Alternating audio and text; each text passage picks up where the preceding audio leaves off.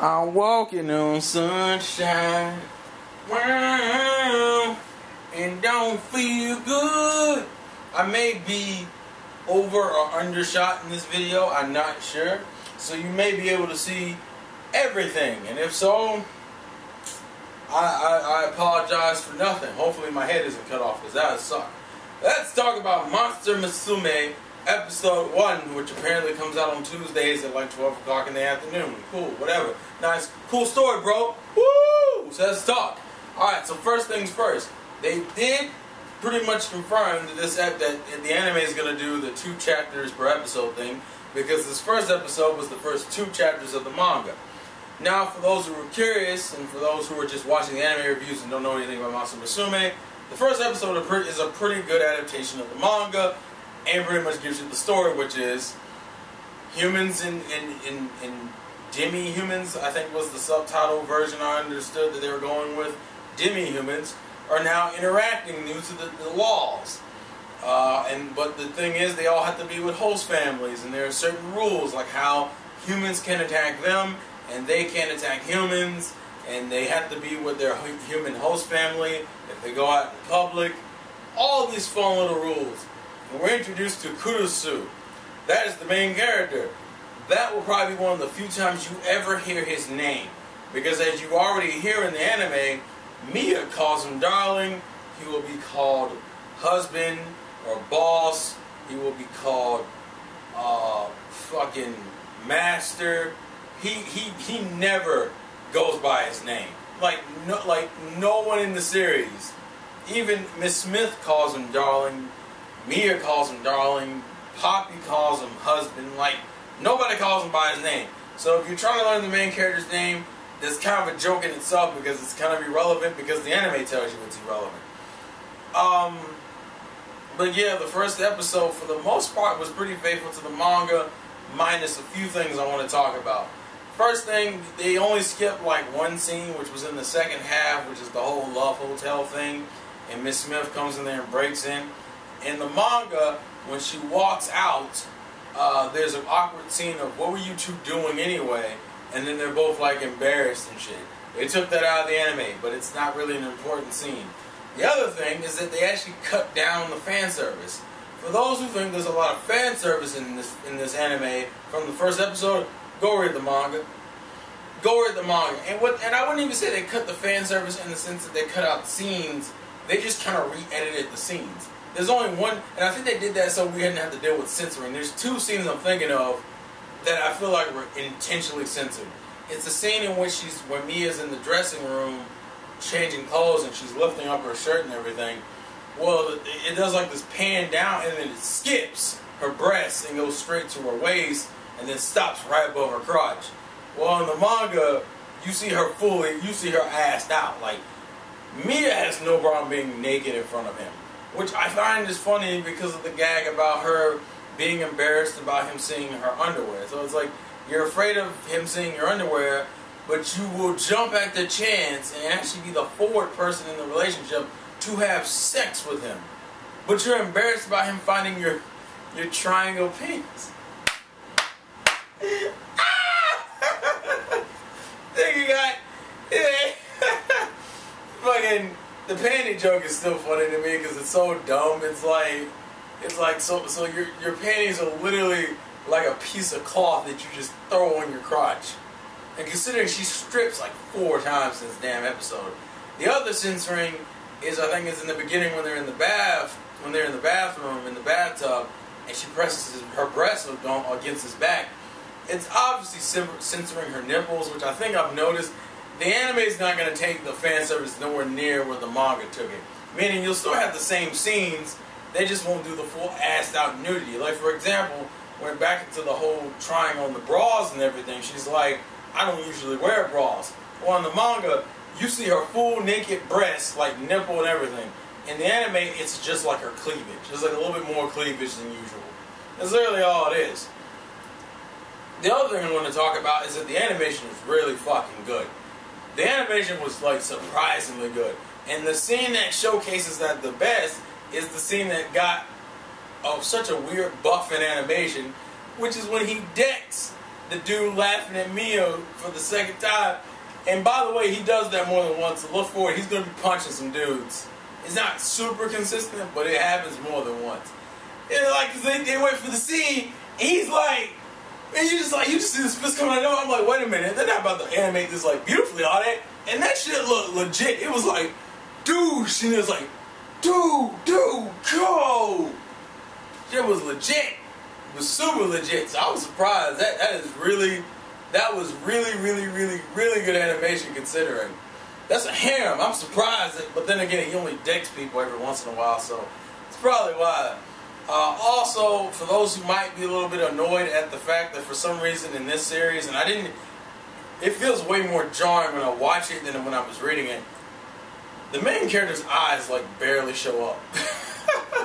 He usually has like the comedy whiteout eyes and everything. Like you rarely see him with like normal anime eyes. That doesn't go away. He's like that like all the time. Like in the manga, he's like that almost all the time. The only time you see his eyes is in like really special scenes.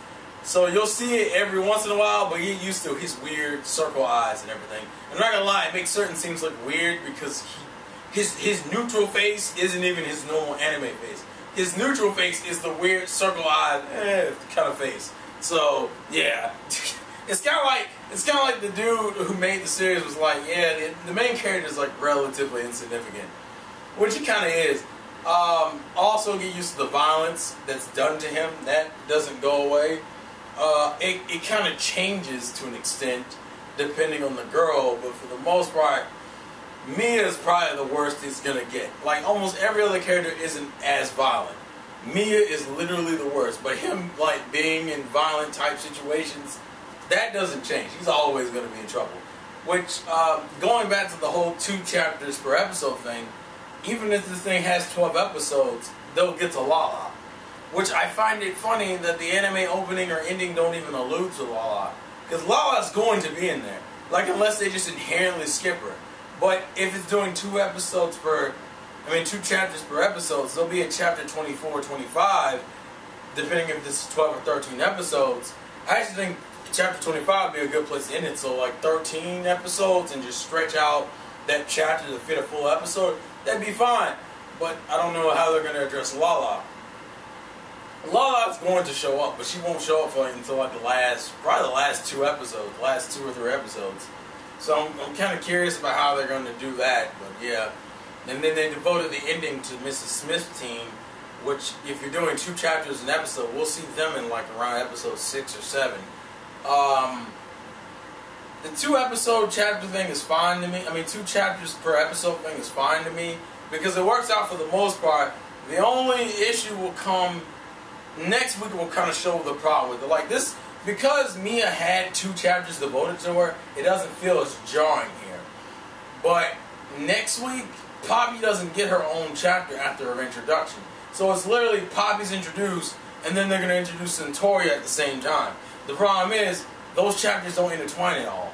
Chapter 2 and Chapter 3 are literally just 2 separate events. So it's like you're going to introduce Poppy and then introduce Centauria. So by the time we end the next week, we'll have 3 girls.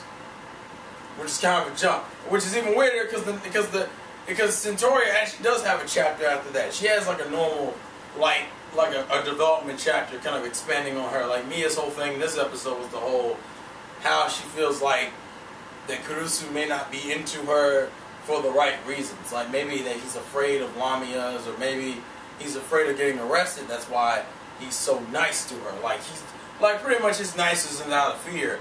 Which that's obviously like to me, Kurusu as a main character that will do his job for the most part, and he's entertaining to the most part. Actually, he has some good gags, so he's gonna be like a samey main character, but he's like he does the job he needs to do.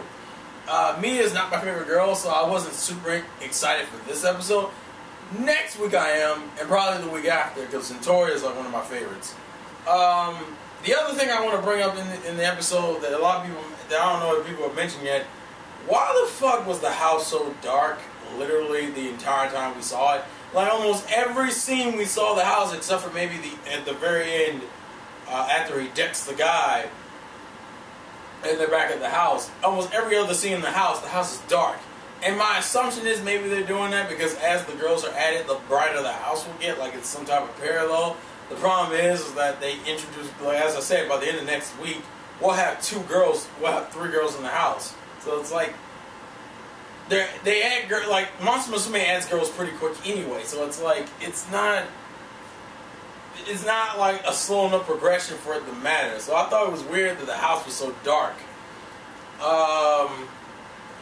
But if they want to handle the anime censoring this the way they're handling it, which I don't know how they're going to do next week, just a forewarning. Poppy, the bird, nakedness will be shown. I don't even know how they're going to censor that, or if they're just going to say fuck it. Because unless they're just going to do the weird thing, because like in the bathroom they did the steam thing, but you could tell the steam was censoring her nipples. And then every other one of her scenes, they just made her clothes not transparent, or they just kind of completely toned down the scene, like her saying she's not wearing a bra and pulling down her shirt a little bit. Poppy gets straight out naked, so I don't understand how that's going to go. And that's the lolly fetish. By the way, he has something to look forward to. Kurusu does tell you what ad says on a girl he likes the most. It's actually a pretty funny answer. I'll get into more stuff as the episodes go on, but like this first episode was fine. I like the animation, I like the opening and ending songs. I'm surprised how hardcore the ending is. I'm actually surprised how much they're pushing Mrs. Smith's scene, considering they're not insanely irrelevant until like the very end of the anime because of the arc it goes into, which goes into Lala. So I'm not gonna. But for the anime only watchers, you already seen most of the girls, almost every girl that's currently in the manga except for Lala. Lala is the only girl you haven't seen. And I don't know, and I know this thing's probably going to have 12 or 13 episodes. Which I'm fine with. So please leave your thoughts and comments about what you guys think about the current state of the anime as of the first episode. And look forward to more reviews in the future.